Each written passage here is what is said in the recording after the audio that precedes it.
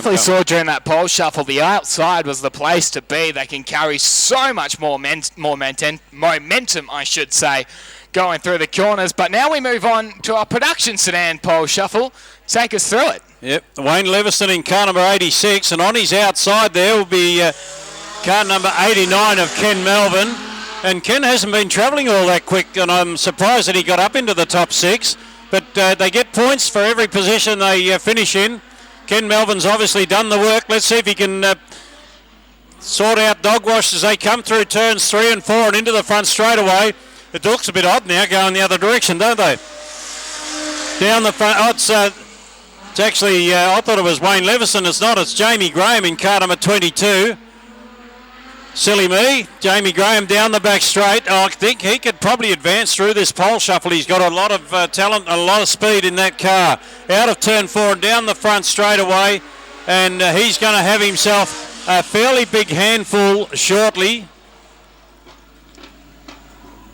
because he's got a very, very fast car to contend with. But Jamie Graham, we've seen him pull out some really big ones. He goes up against Ricky Williams in the 92 Falcon. Graham looks like he's going to opt for the inside line. Graham versus Williams, the second part of our production sedan top 6 pole shuffle.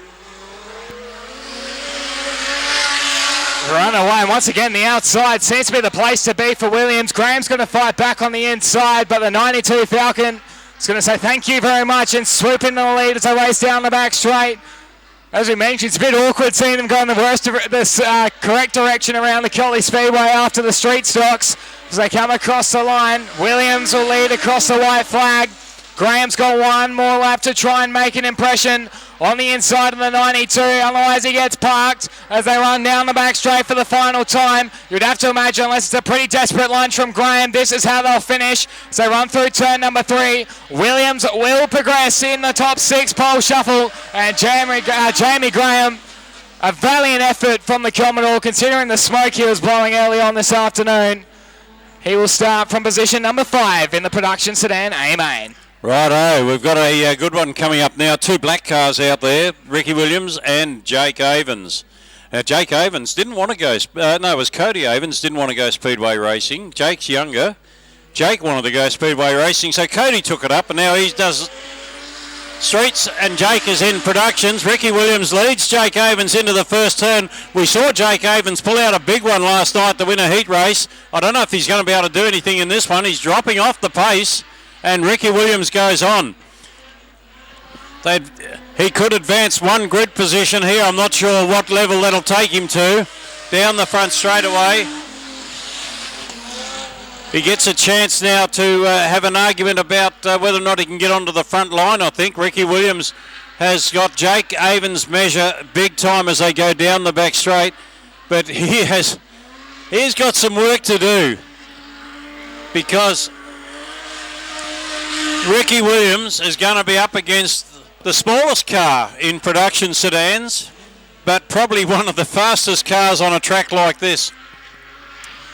Can Barry Rose steer this little Sigma to victory in this one, Josh? It's going to be very interesting. We've never counted him out. The former WA state champion Barry Rose, the Sigma versus the Falcon.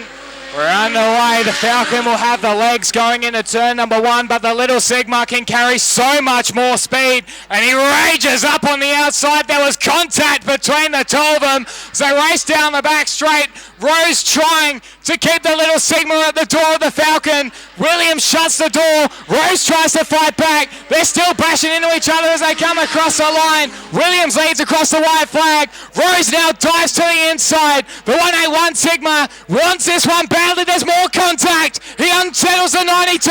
He tries to look on the outside. Couldn't do it that time. Now dives to the inside into turn number 3 for the final time. It's going to be an absolute drag race to the line. Williams versus Rose, and Williams will get there in one that got a little bit argy-bargy between the two of them, but very, very entertained to say the least. But Ricky Williams took some punishment, didn't he? And the thing is now that Ricky Williams goes onto the front row of the grid. He's got to be on the front row, and he now finds himself up against Carl Sayer, one of the masters of production sedan racing. as we're underway. This is to determine your pole sitter. Sayer versus Williams, who's got an issue in the 92 car. Missed a shift or something and is well and truly off the pace. So a very anticlimactic finish to the pole shuffle. Sayer is going to absolutely walk home with it, and heartbreak for Ricky Williams, who pulls to the infield after a stellar effort in the top 6 shootout. Kyle Sayer has now got the entire Collie Speedway to himself. The 95 Commodore races into turn number 3. He probably has no idea about the demise of Ricky Williams, and he will cruise home to the easiest victory you'll ever see. But that might be terminal for the 92. Let's have a wait and see. If he drives it back to the pits, it may well be a broken axle. We'll have to wait and see. He's got the engine running. The motor goes. Yep, he's moving. Something broke in the car. I heard a brake.